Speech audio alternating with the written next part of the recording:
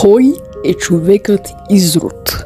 Може да звучи малко странно, но това съм се чудил за последните 2 месеца и мисля, че най-накрая имам отговор. Преди 2 месеца аз и моят приятел искахме да намерим някои от странните неща, които има в Google, тъй като има много такива. На шега моят приятел написа Изрод в Google и натисна на изображенията. Там видяхме много странни неща, като например 193 кг изрод опита да отвлече дете.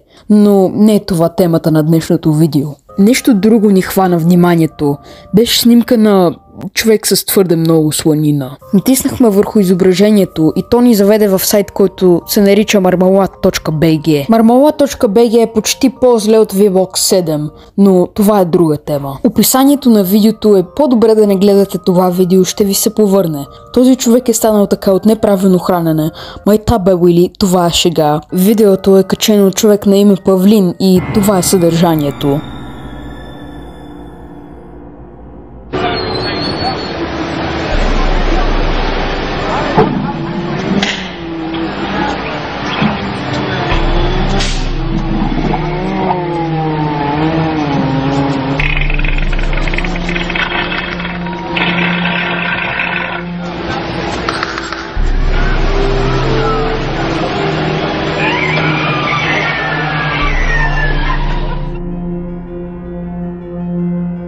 Между другото, Лили не е в оригиналния клип, просто реших, че е добре да му закрия топките. Видеото започва с текста How would you like to see this in a haunt, който буквално се превежда в как би искал да видиш това в обсебване, но се предполага, че haunt се превежда на обсебена къща. После е показан образът на шишкав човек, който лежи на легло и си върти главата.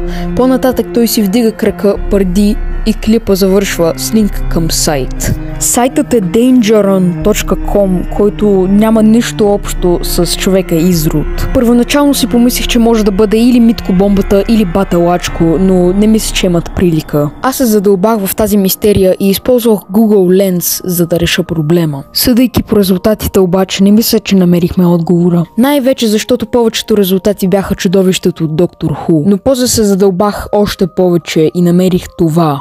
Не злой негър, а това. Имаше няколко страници, пълни с TikTok видеа, съдържащи снимката на човека Изрод. Но когато изгледах всичките тези TikTok видеа, видях, че нито едно от тях няма общо с човека Изрод. Всичките иконки на TikTok видеата бяха снимката на човека Изрод с текст отгоре, който гласеше нещо от сорта на POV, After и после нещо, което не можах да разчета. Но най-накрая, когато щях да се предам, натиснах върху Facebook страница с снимката на Изрода и намерих това. Беше Facebook статия, направена от човек, който твърди, че Ериел Шарън, който е предишният министър-председател на Израел, починал през 2014, е човека Изрод. Това, разбира се, е абсурдно, но е знак, че човека Изрод не е свързан само с marmalade.bg. Тогава натиснах върху испански сайт, в който имаше една статия за телевизионното шоу Смъртоносни килограми. В сайта намерих линк към YouTube видео, а иконката на видеото беше човека Изрод. Видеото беше на испански, а заглавието беше Los 5 personas más gordas del mundo, което се превежда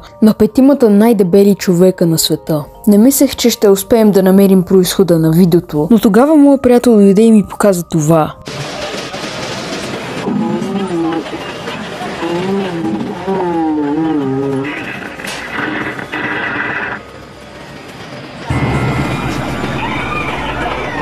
Беше намерил видео, наречено Halloween and Attraction Show St. Louis Farting Fatty, което всъщност означава, че човека Изрод е робот на изложба в Свети Луи. Ами това не го очаквах. Оказва се, че той също беше използвал Google Lens, но беше използвал различен кадър от видеото. Ако ви е харесал днешния клип, дайте по един лайк и се абонирайте. Аре, чао!